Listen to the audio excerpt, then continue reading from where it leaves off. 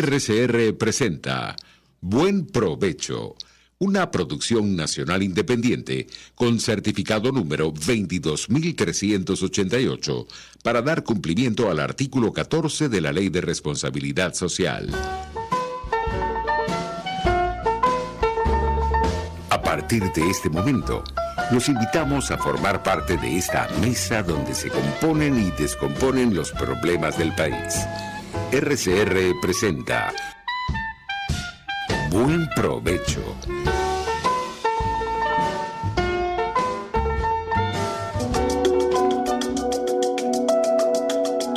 Monitor de Derechos Humanos, con el abogado penalista Fernando Fernández.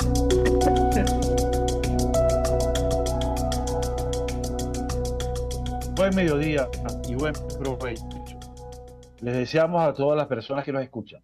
Les habla Fernando Fernández, director y moderador del Monitor de Derechos Humanos. Encantado de estar con ustedes. Seguidamente los créditos. Dirección General de la Estación, Jaime Nestares. La gerencia de producción, Catherine Manzano. En la producción del programa, Génesis Rodríguez. En los controles, Gregorio González.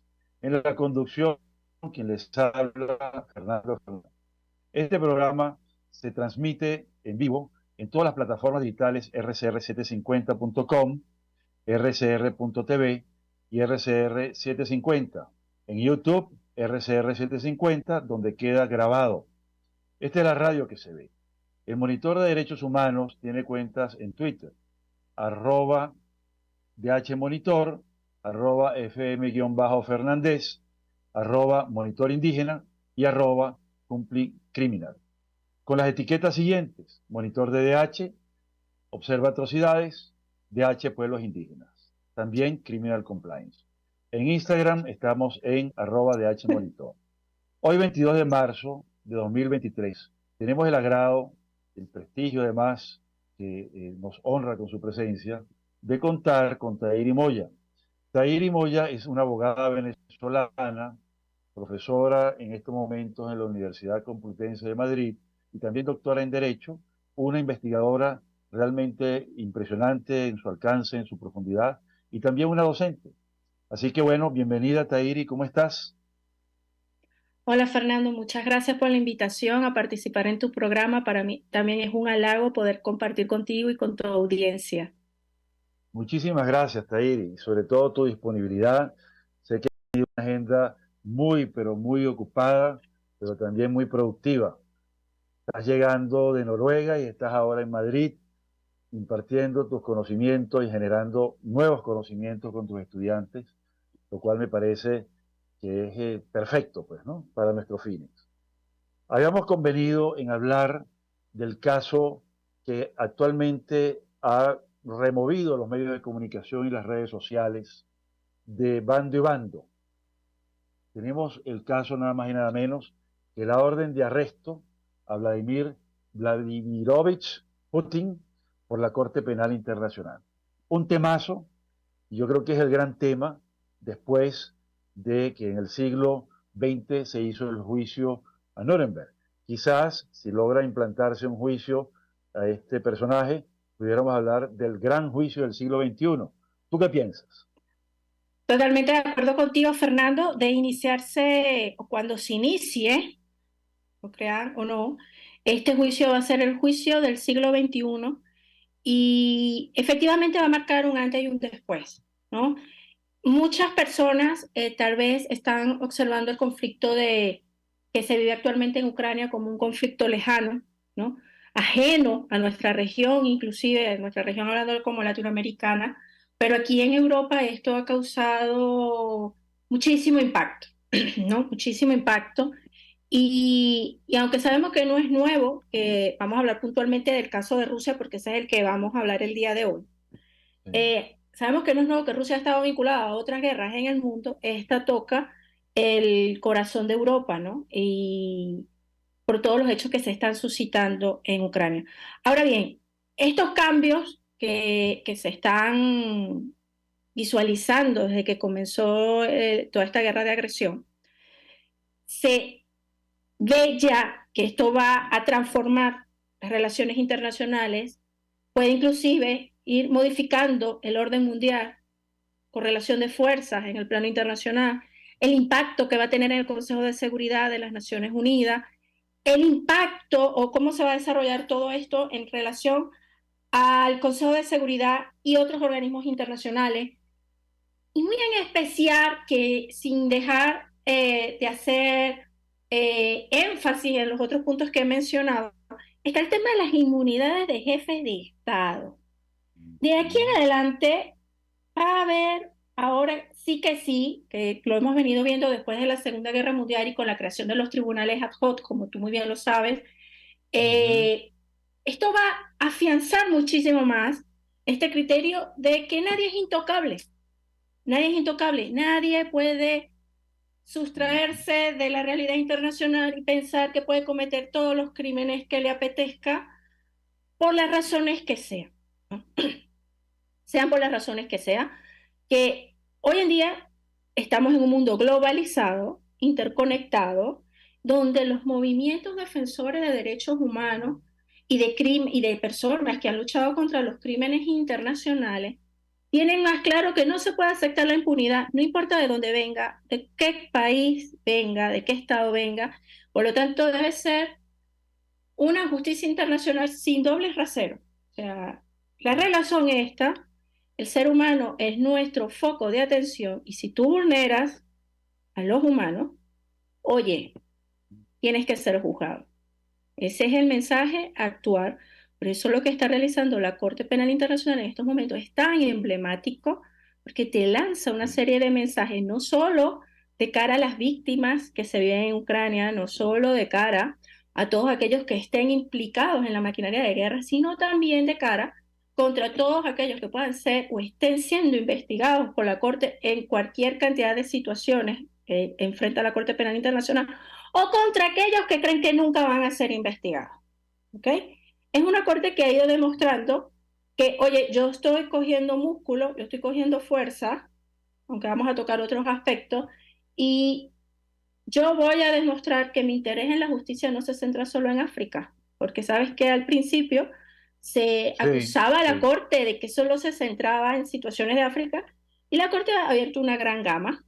Tenemos como un antecedente ante este movimiento cuando la señora Fatou Bensouda anunció investigaciones a las fuerzas militares de los Estados Unidos. Vimos las reacciones del antiguo presidente, que su reacción automática fue, bueno, vamos a sancionar también a los funcionarios de la Corte Penal Internacional. Es bueno poner esto en contexto para que la audiencia no crea que la Corte se está animando solo porque es Rusia y es Rusia, sino que se vea que hay una balanza, ¿no? También vimos un movimiento de la Corte hacia el Reino Unido, o sea, que la Corte ya se está atreviendo a enfrentar a las grandes potencias, ¿no? Pero entonces luego se nos abre un gran abanico de temas. Tú me dices por dónde quieres, si empezamos comentando un poquito las generalidades, o si tú me dices. Bueno, es que el hilo de tu conversa, y con eso, si cierras ese círculo, luego entramos ya en el tema de la orden de arresto, ¿no? Perfecto. Estás hablando de atreverse con las grandes potencias, toca de frente el gran problema del Consejo de Seguridad, ¿no?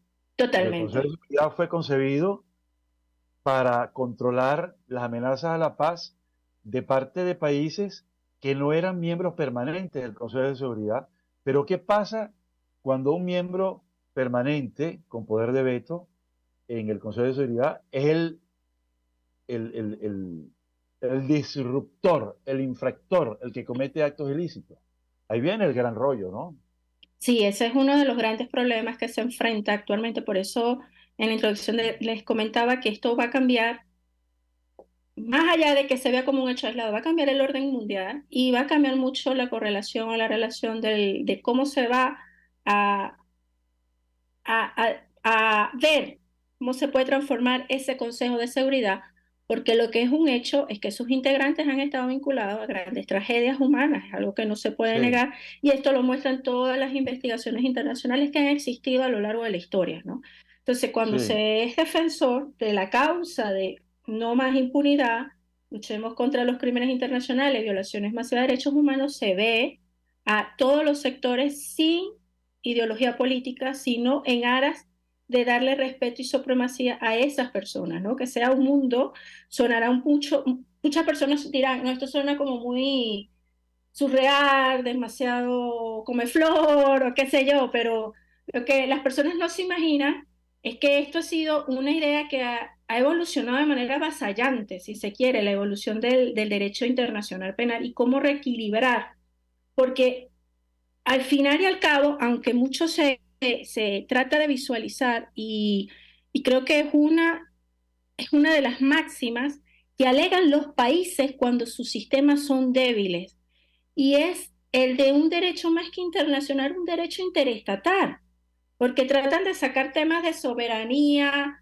de invasión, de política, en aras de defenderse y no de darle el valor que tienen los seres humanos, ¿no? En clases de derecho constitucional siempre le enseñan a los abogados el poder reside en el pueblo, ¿no? Entonces, si el poder reside en el pueblo, cuando lo vemos desde el derecho nacional, ¿cómo es posible que se le exija a los estados, a la comunidad internacional, que se le dé reconocimiento a gobiernos tiránicos, gobiernos violadores de derechos humanos, sobrepasando la voluntad de ese pueblo? ¿No? Entonces, esto nos plantea problemas filosóficos. En todo caso, decirles que el tema de la investigación de la Corte Penal Internacional tiene sus inicios desde el año 2013. No sé si los perdí a ustedes. Ajá, nos fuimos un ratito por Vale, problemas de conexión, pero perfecto. estabas desarrollando una idea, por favor concluye. Sí, no sé si alcanzaste a escuchar lo que estaba comentando acerca del derecho constitucional, que nos Sí, dice, la soberanía eso reside es, en el pueblo, y esa es la así, máxima que debería regir en el derecho internacional, sí, porque cómo aspiran los gobiernos tiránicos, de corte tiránico, que se le reconozca a ellos, inclusive violando todas estas máximas del derecho, ¿no? sí, De que sí, la supremacía y lo máximo son los seres humanos, desde el punto de vista del derecho interno como el derecho sí. internacional. Y se han tratado de defender y apegar a teorías estatistas. Hago esta introducción para poder caer en el punto de que muchas personas están diciendo, bueno, es que Rusia no es Estado parte, bueno, es que tiene inmunidad este señor para llegar a ese punto. La cosa es que me gustaría rememorar que en el año 2013, cuando se llevó a cabo esta llamada Revolución de la Dignidad, Rusia se anexionó Crimea, ¿no? Correcto, Tuvimos esta revolución también que siguió en el año 2014, tuvimos la guerra del Donbass y finalmente tenemos en el año 2028, perdón, 2022, cuando se lleva a cabo esta invasión. Eh, ¿Qué pasa? pero Eh, técnicamente es una invasión, ¿verdad? es totalmente una invasión y una guerra de agresión. Ese es el nombre que Ob- hay que darle. Objetivamente eso es así, Objetivamente eso es así. Lo que pasa es porque que Rusia dice que se está defendiendo de la agresión ucraniana. Incluso dice que Europa quiere aniquilar a Ucrania y quiere prácticamente que Rusia está actuando en defensa de Ucrania. ¿Cómo es eso? sí, es un tema muy particular. Eh, en el derecho internacional penal, Ajá, cuyos orígenes lo vamos a encontrar más solidificados, perdón, desde la Segunda Guerra Mundial, tenemos el crimen de agresión, correcto, ¿no? El crimen de agresión se caracteriza porque sencillamente un país decide atacar a otro bajo un discurso político y es un crimen de altas jerarquías.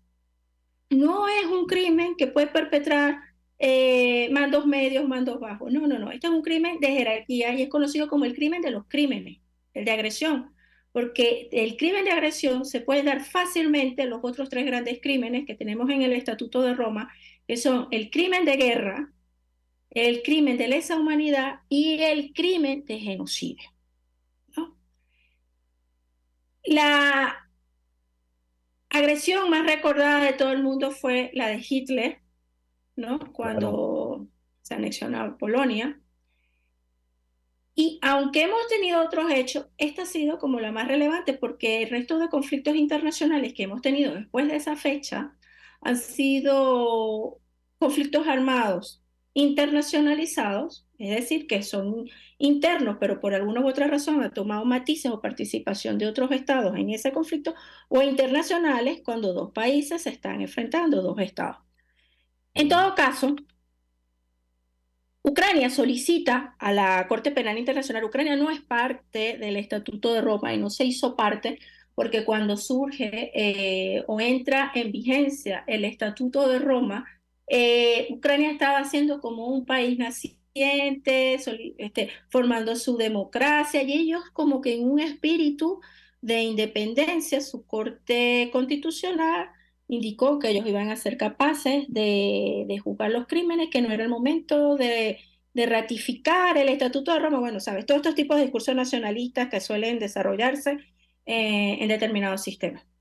Entonces, es que como Ucrania no es parte, sí que presenta una solicitud a la Corte Penal Internacional, que es permitida, para que llevase a cabo esta investigación, ¿no?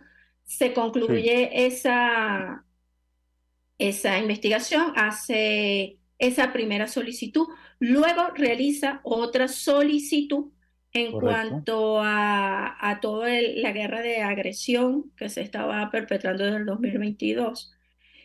¿Y qué dice el fiscal? El fiscal acoge la solicitud que hace Ucrania.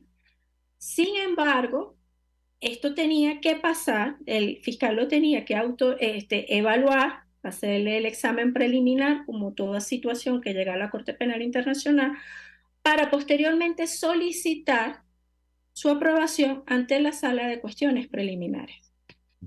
El fiscal advierte que, dada la urgencia, esta no era necesariamente la vía expedita, aunque sí era muy importante lo que había hecho Ucrania, porque Ucrania no era Estado parte, y Rusia sabemos que tampoco era Estado parte. Entonces, ¿qué ocurrió? Tenemos que la primera ministra de Lituania, Ingrida Simonite, solicita y remite la situación de Ucrania a la Corte Penal Internacional, porque ¿qué permite el estatuto? Que cuando un Estado parte remita una situación, se pasa, ¿no? Se pasa ese primer obstáculo, por decirlo así, que es la aprobación de la Sala de Cuestiones Preliminares. No obstante a eso, 39 estados deciden adherirse a esa remisión, lo cual se convierte histórico. El antecedente que existía en la Corte Penal Internacional era la remisión de la situación de Venezuela 1 por parte de los estados que ya los venezolanos conocen, ¿no? 39 y luego se adhirieron más, ¿verdad? Exactamente, a eso voy. Finalmente, estamos hablando de que esto fue totalmente contrarreloj. La invasión comienza el 24 de febrero, el 25 se pronuncia la Corte Penal, el 28 Lituania hace esta remisión, y ya para el 11 de marzo Japón y Macedonia del Norte se unen, y terminamos al final con una remisión de 41 estados. Eso era un termómetro de que la comunidad internacional decía, oye, no vamos a permitir que esto siga de esta manera, y la situación es asignada a la Sala de Cuestiones Preliminares 2 de la CPI. En este interín, en marzo del 2022, se envían las primeras misiones de investigación para recoger las pruebas, ¿no? Se mandan tanto investigadores como abogados y personas capacitadas con experiencia en la planificación operativa para la recolección de información en el teatro de operaciones, en este caso de la guerra en el territorio ucraniano. Posteriormente, en el mes de marzo o abril, el fiscal visita Ucrania, visita Polonia. Si mal no recuerdo, el fiscal ha visitado ya Ucrania 2 o 3 oportunidades. Sí. ¿Okay? En esas visitas tuvo oportunidad de reunirse con el presidente de Ucrania. Y después de todo este tiempo, bueno, empieza toda la etapa de investigación, recolección de pruebas. Vamos viendo cómo se van encontrando de manera masiva víctimas, ¿no? Que se ve que fueron ajusticiadas, que fueron torturadas. antes de ser asesinada. Sí, Hay que recordar que si bien es cierto que tenemos el Estatuto de la Corte Penal Internacional, también tenemos esta rama del derecho internacional humanitario, que por derecho consuetudinario, es decir, sí, por práctica y costumbre, le aplica a todos los estados del mundo, ¿no? No importa que un estado diga, bueno, yo no ratifiqué este tratado. La costumbre internacional sí. nos dicta que estos son tratados. Hay, hay, un- Sí, hay te un escucho. asunto también, Tairi, un asunto importante. Estás indicando algo muy importante, porque además de la inmediación a los hechos que él llamó, de Ucrania es una escena del crimen, tuvo oportunidad de formular ese traslado de información por cooperación penal con la fiscal de Ucrania. Sí, Eso es algo importante, ¿verdad? sí, Para el proceso. efectivamente, la Fiscalía de Ucrania o el Ministerio Público de Ucrania colabora en la recolección de pruebas. Es muy importante en todos sitios donde se comete un crimen la recolección de pruebas, porque sin prueba no hay juicio, no hay culpables, ¿no? Y ellos llevan a Correcto. cabo la recolección de todas las evidencias en Ucrania. Y bueno, como les iba comentando, durante todo este interín se comienzan a encontrar todas las víctimas, ¿no? También toda esta serie de bombardeos, todo esto está prohibido, nada de las normas, de los usos y costumbres, inclusive en el derecho en la guerra, derecho internacional humanitario específicamente, le permitía a los soldados rusos llevar a cabo esta serie de acciones, ¿no? Está totalmente prohibido, o sea, que ya no es solo la Corte Penal Internacional, sino que también tenemos otras ramas del derecho internacional que sancionan esto. Finalmente, tenemos que el 22 de febrero de este año, Karin Khan solicitó a la Sala de Cuestiones Preliminares que emitiera órdenes, hacer la solicitud, hasta la semana pasada que tuvimos respuesta, órdenes de arresto contra el señor Vladimir Putin, presidente de la Federación Rusa, y la señora María Bobat Belova, ¿no? Que ella es la comisionada presidencial para los derechos del niño en Rusia. Antes de terminar de presentar esto, el señor Khan estuvo en territorio ucraniano y constató que muchos niños ucranianos fueron desaparecidos, vamos a ponerlo así, entre comillas, del territorio de su país, ¿no? Varios miles de niños, ¿no? Varios miles, exactamente. Se calculan entre 16.000, 17.000 niños, ¿no?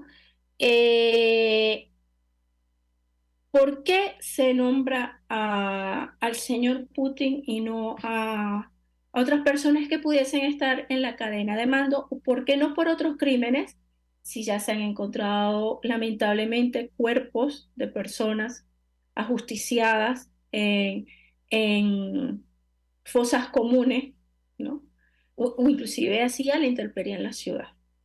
Bueno, Ujú. tenemos que el Estatuto de Roma, en el artículo 8, se regula los crímenes cometidos contra niños de manera muy particular, porque los niños son un grupo vulnerable en el derecho Mm. internacional, protegido además por la Convención de Niños, ¿no? A nivel internacional, por el derecho internacional humanitario. Y son un punto crítico para las políticas de estrategia de la Corte Penal Internacional, y lo podemos ver así en las sentencias que inclusive la Corte Penal ha adoptado en relación a reclutamiento de niños, ¿no? El caso de Claro, Conning, muy claro, famoso, claro, claro. por decir uno de muchos, Ruanda.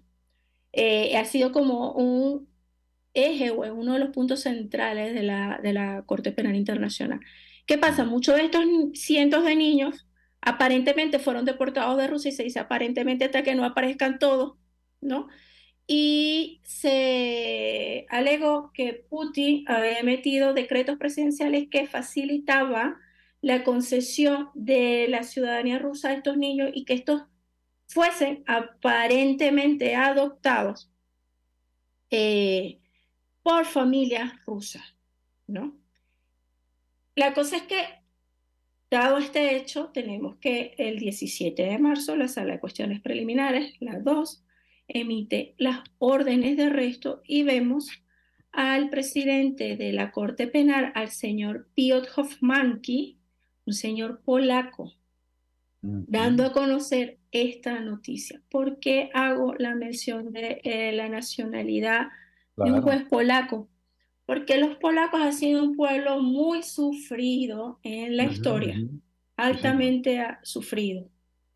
Y es como muy simbólico que este señor, conociendo su origen, ahora ejerciendo la presidencia de la corte más importante del mundo, para mi gusto hoy en día, yo creo que la Corte Penal Internacional, inclusive, sin quitar mérito ahí, va a desplazarse, quiera no, a la misma Corte Internacional de Justicia, por el tipo de investigaciones que lleva a cabo, ¿no?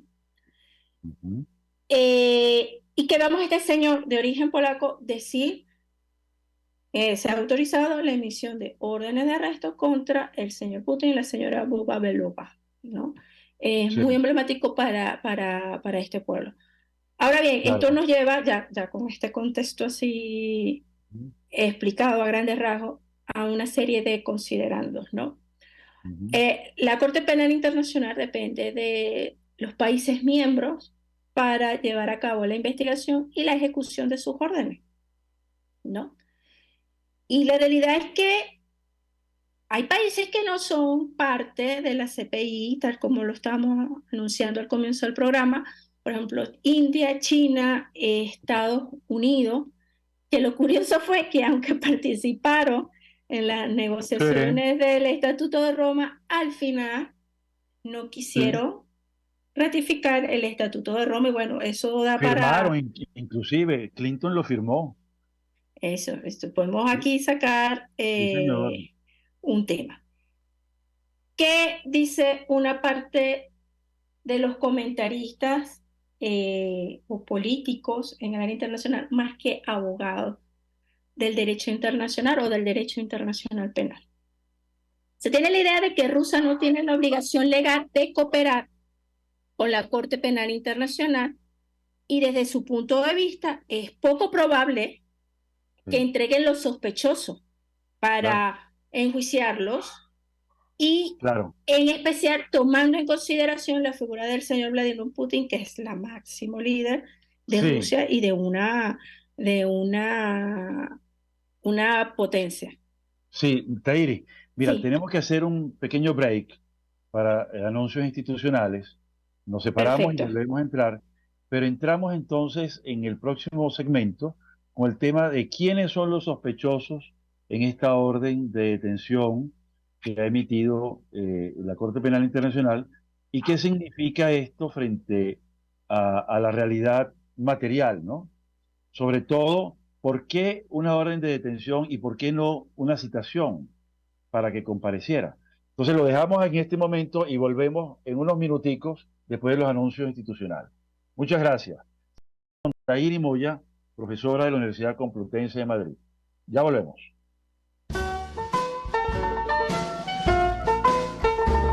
Los grandes temas se debaten en la mesa. Buen provecho por RCR 750, la radio que se ve. Y síganos en Twitter en @RCR750.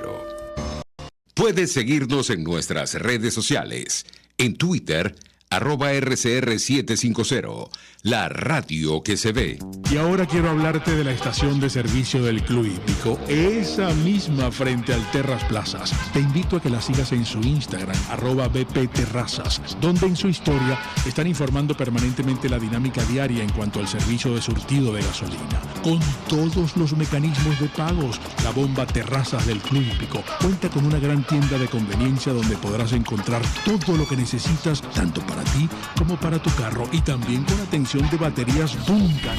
Estación de servicio Terrazas del Club Hípico, calidad y servicio de primera clase. Saludos a todos los oyentes de Radio Caracas Radio. Les habla Roto Remo y quiero invitarlos de lunes a viernes a las 6 de la mañana a la guía astrológica. Los espero con las posiciones de la luna y los planetas. Y también los sábados a las 2 de la tarde, hora de Venezuela, la guía astrológica, un programa completo dedicado de 1 hora a todos los signos, los planetas y los astros. Solo por RCR y rcr.tv, la radio que se ve. Ante el agobio diario, siempre se agradece una pausa. De lunes a viernes, Verónica Oliveros te trae un cafecito para el alma en Sin Estrés, la revista radial de Radio Caracas Radio, con música, cultura, salud, emprendimiento, terapia, astrología y más. Cada tarde a las 3 nos ponemos en modo Sin Estrés por RCR, la radio que se ve. De costa a costa, cada semana, usted podrá ser parte del sentimiento varguense que inundará la señal de RCR, el Pitazo en Vargas. Acompaña a Luis López en el recorrido por la ruta de la actualidad informativa en el litoral. Comentarios, denuncias, reportes de tránsito y cómo están las playas. Información de primera mano de todo lo que ocurre en el estado Vargas. El Pitazo en Vargas, todos los domingos, a partir de las 8 de la mañana, por RCR 750 AM. Pluralidad contigo, respeto contigo, responsabilidad contigo, libertad contigo. Estamos contigo y punto. De lunes a viernes a la 1 de la tarde. Contigo, solo por RCR 750 AM, porque lo bueno une. RCR 750 AM, porque lo bueno une.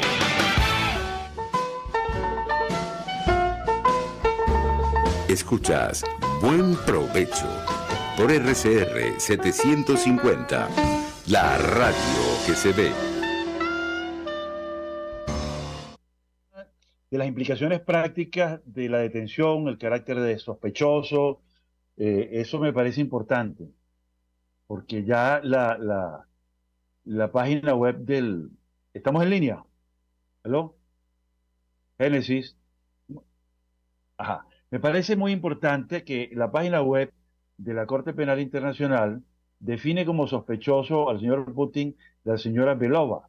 Quiero que nos expliques un poco qué significa ser sospechoso ante la Corte Penal Internacional, qué implicaciones trae y sobre todo los efectos prácticos, cómo se materializa una detención y por qué una detención y no una comparecencia voluntaria. ¿Puedes ampliar sobre eso? Sí, claro que sí, Fernando. Ahorita estamos en la categoría de sospechoso porque para la Corte es primordial llevar a cabo la audiencia de confirmación de cargos. Si no se lleva a cabo esta confirmación, se maneja el término de sospechoso en temas procesales. Cuando esta persona acude a la corte, se presenta, se confirman los cargos y vemos las pruebas o los alegatos que presenta, bueno, su condición cambia, efectivamente, al menos acusado. Ya hablamos de casos porque se determinan quiénes van a ser las víctimas o posibles víctimas, ¿no? En esa situación. ¿Qué pasa? Hay dos cosas, y es que la Corte puede emitir órdenes de arresto cerradas, es decir, no sabemos si estas son las únicas dos solicitudes de arresto que tenemos, ¿no?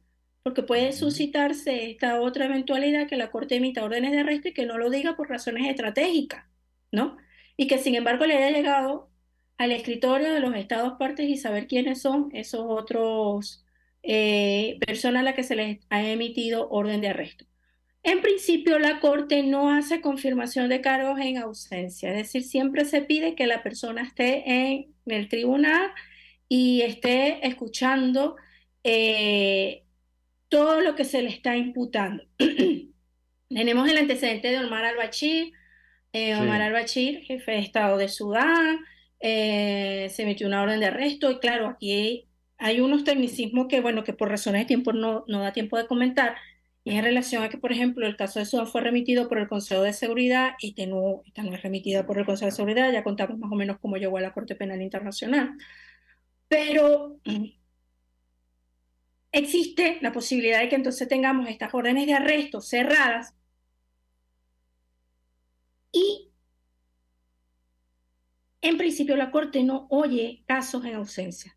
Sin embargo, tenemos un antecedente. Y el antecedente que tenemos es el de Connick, Joseph Connick, ¿no? Y la Corte allí cambió o varió un poquito su criterio, y es que se puede realizar la confirmación de cargo así el acusado no esté en el tribunal, porque por diversas razones ha sido imposible que esa persona esté sentada allí, ¿no?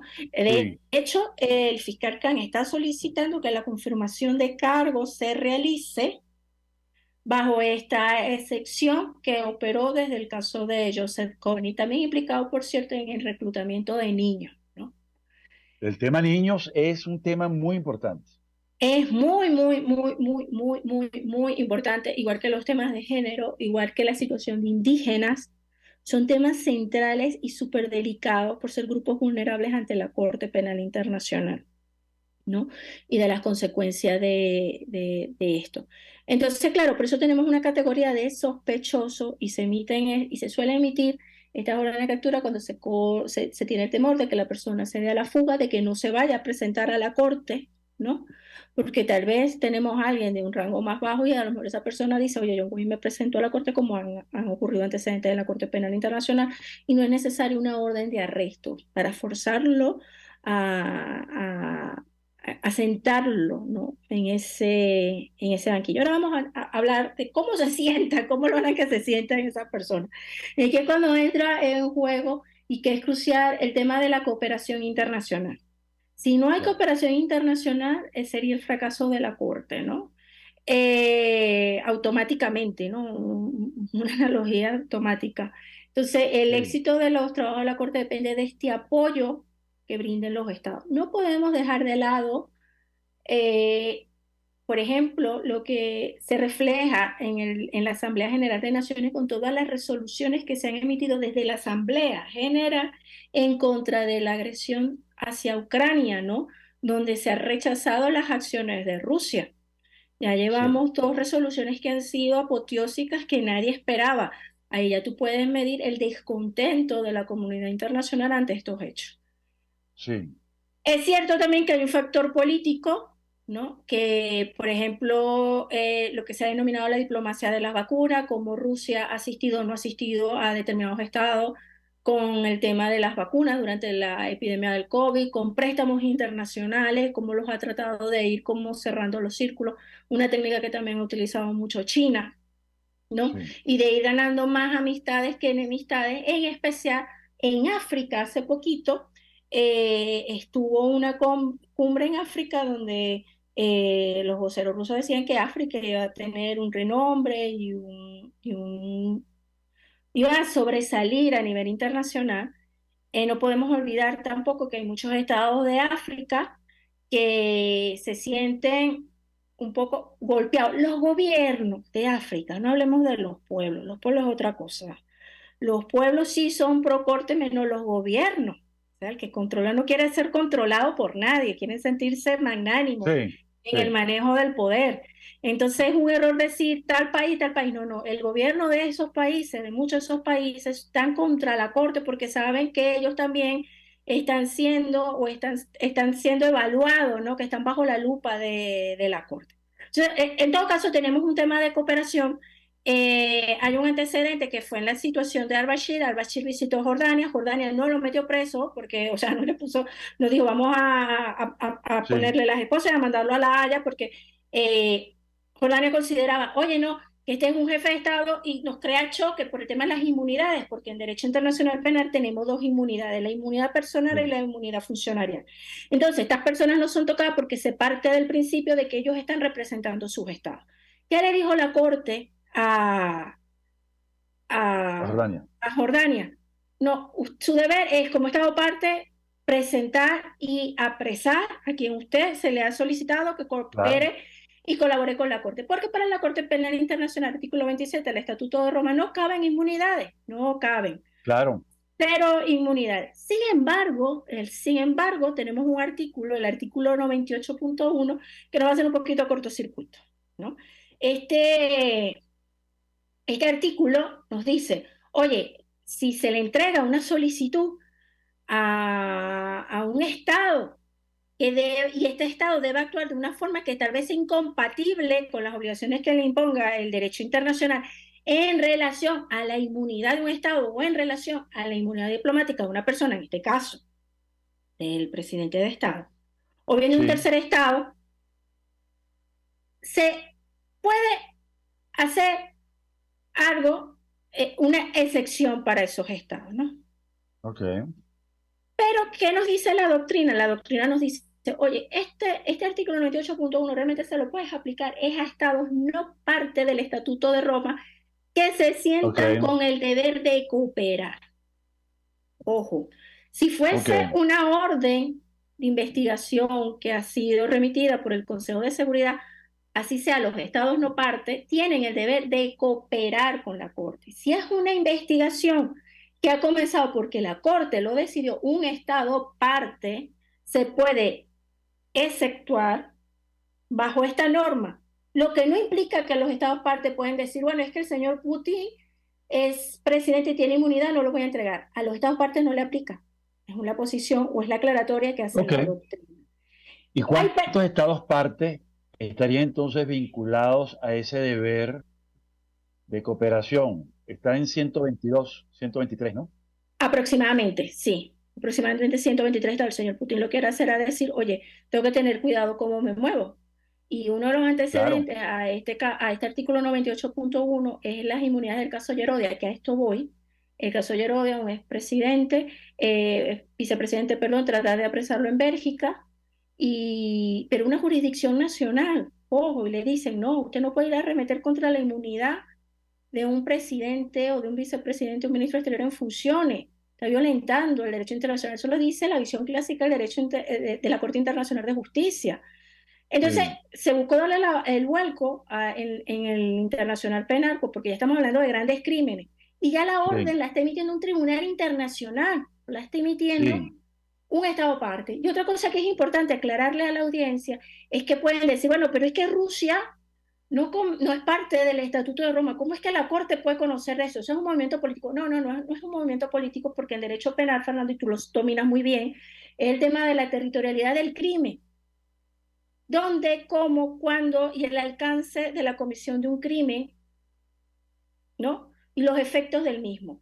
En este caso, los crímenes fueron cometidos en el territorio de un Estado que se sometió a la Corte Penal Internacional. Y como fueron cometidos en un territorio, ya se conoce el elemento territorial y ya la Corte entra en funciones. Es decir, no es necesario que el Estado sea parte o no. Y bajo esta visión es que se ha tratado también de investigar y de enjuiciar a soldados de Estados Unidos o a soldados británicos. Inclusive ahorita, uno de los grandes enfrentamientos es el de Israel. Cómo revisar la situación de Palestina con las actuaciones de los soldados israelitas. Israelitas, sí. Una cosa importante, porque creo que has pasado realmente y hecho un examen magistral del tema de las inmunidades y el tema de los límites que tiene la orden de arresto, pero también los nuevos alcances, ¿no? Yo recuerdo que cuando al-Bashir estaba solicitado para ser arrestado, la Interpol jugó un papel muy importante con las alertas rojas. Entonces, ¿qué papel podría jugar Interpol con las alertas rojas? Considerando que Interpol tiene más estados parte que la propia Naciones Unidas, ¿no? Pues dependerá. Volvemos a caer en el supuesto de qué estado es parte y cuál estado no es parte del Estatuto de Roma, ¿no? En este caso... Pero se pone el mundo chiquitico, ¿no? Claro, se le pone el mundo muy chiquitico hacia donde se puede mover, qué espacio aéreo puede utilizar, por ejemplo. Si el señor decide ir a África, por decir algo, no puede utilizar el espacio aéreo europeo, por decir algo, porque los europeos van a decir sí, hay que apresarlo, ¿no? Un ejemplo, hay unos ejemplos que se vieron en el Tribunal de la Antigua Yugoslavia, cómo se llegaron a hacer inclusive persecuciones aéreas contra personas que estaban siendo solicitadas por el Tribunal Penal de la Antigua Yugoslavia. Entonces, efectivamente, el espacio se le pone muy pequeñito al señor Putin. Habrá que ver qué medidas van a tomar ellos. Quedan unos escenarios que hay que evaluar. Por ejemplo, en lo interno de Rusia se decidieron tomar medidas o contramedidas eh, para investigar desde la jurisdicción rusa a los jueces y al fiscal de la Corte Penal Internacional y sencillamente en el derecho internacional sostenido de manera sistemática, desde un caso de griegos, pero desde la Corte Permanente Internacional de Justicia, es decir, la predecesora a la actual Corte Internacional de Justicia, en donde se dice que la validez del derecho internacional no depende de si los estados lo quieren o no, el derecho internacional es autónomo, ¿no? Es independiente de lo que opinen esos estados a lo interno, independiente de lo que digan las normas de esos estados a lo interno. Es decir, el derecho internacional cada vez se va especializando, ¿no? Es más, yo creo que va a ser el derecho al futuro, ¿por qué no? Sí. Y ese va a ser el derecho que va a permitir que la humanidad siga en todos los aspectos, es decir, contra la guerra, contra el cambio climático, contra todas estas desgracias que se ven a nivel internacional. Y tenemos que, es un derecho que se ha venido formando, ¿no? Paulatinamente, pero consistentemente en el plano internacional. Implicaciones del Consejo de Seguridad. Aunque efectivamente han existido remisiones del Consejo de Seguridad a la Corte Penal Internacional, antes que se nos acabe el tiempo, Fernando, hay que hacer mención a esto. Sí. También es cierto que han habido intentos de solicitudes por parte de Estado de hacer posible de que se suspendan investigaciones. Porque el Consejo de Seguridad, esto fue una maniobra muy mala que se hizo durante las negociaciones del Estatuto de Roma, y es que se le permite al Consejo de Seguridad remitir o suspender investigaciones si se considera que la amenaza a la paz mundial estén en riesgo. Técnicamente, aunque no se dijo nada del veto y que se requieran supuestamente, de acuerdo al artículo 36, si mal no recuerdo, de la Carta de Naciones Unidas, el voto de 9 de los estados para suspender una investigación, bien es cierto que no se sabe a ciencia cierta cómo puede operar Rusia en el plano del Consejo de Seguridad. La doctrina nos dice, o los trabajos preparatorios, de que va a ser necesario que se configuren obligatoriamente 9 votos en el Consejo de Seguridad para que se suspenda una investigación, pero no sabemos cómo los estados, quienes a última hora interpretan el derecho en el Consejo de Seguridad, van a entender si aplica o no aplica el derecho al veto. ¿Okay? De hecho, hasta el momento Rusia no ha buscado vetar la investigación en el Consejo de Seguridad. Habrá que verlo. Muchos nos van a decir, no, se necesitan 9 votos, no se puede vetar. Sí se puede vetar. Realmente se lo vamos a aprender ahorita. Este va a ser el caso que va a establecer ese antecedente y de saber si la Corte Penal Internacional utilice alguna interpretación del estatuto y diga, mira, este veto no vale porque tú eres el investigado, por decirte algo. Claro, es decir, claro. Algo que está en pleno desarrollo, es súper llamativo. Otra cosa que les quería decir, supongamos que al presidente de Rusia lo detiene X país, ¿qué va a hacer el Estado ruso contra ese otro país que decida aprender al señor Putin, ¿no? ¿Qué va a hacer en 5, 10, 15, 20 años, 30 años? Pero ¿qué va a hacer? ¿Qué puede ocurrir? Porque nada es eterno en la vida. Presentar una solicitud a la Corte, al Tribunal Internacional de Justicia. Ahí ocurre algo. Rusia tampoco reconoce al Tribunal Internacional de Justicia, ¿no? A la Corte Internacional de Justicia. Entonces, esas son las cosas que se encuentran cuando los estados no hacen vida en la comunidad internacional. Es decir, si se siente Rusia vulnerado porque le aprenden a su presidente, te quiere al tribunal, vas a ir si tú has rechazado siempre todas estas jurisdicciones. ¿A qué vas a apelar? ¿A otra guerra, empobreciendo más a tu país? No sé, son preguntas que no la van a tener respuesta en poco. Además hay que recordar que Rusia fue suspendida del Consejo de Derechos Humanos y ha habido 2 votaciones de la Asamblea General de Naciones Unidas en contra de sus actuaciones bélicas, pues, ¿no? Pero así mira, es. Acabó el tiempo, Tahiri, y de verdad me dejaste un apetito seguir conversando, por lo que creo que volveremos a invitarte para Muchas seguir gracias, hablando de este Fernando. asunto, Muchas gracias. porque planteaste una cantidad de temas realmente impresionantemente importantes, ¿no? Esto lo van a agradecer mucho los estudiantes, los estudiosos, las personas interesadas en el derecho penal internacional, en el derecho internacional penal, en el derecho humanitario, en fin, en todas las ramas específicas que tú manejas muy bien, porque bueno, Gracias. aquí apreciamos mucho este aporte. Entonces no nos Muchísimas queda gracias, sino Fernando. despedirnos, Tahiri, y nos seguiremos conversando y mucho éxito en tus clases en la Complutense. Muchísimas Y ojalá gracias, Fernando. podamos tener acceso a alguna de esas grabaciones para difundirlas por los mecanismos de el monitor de derechos humanos. Claro Un que sí, abrazo, Fernando. Un abrazo muy grande. Muchas gracias al equipo. para ti. Hasta luego. Chao. Monitor de Derechos Humanos, con el abogado penalista Fernando Fernández.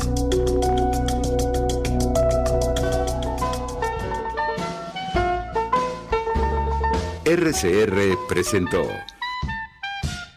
Buen Provecho. Síganos en Twitter como @RCR750, la radio que se ve.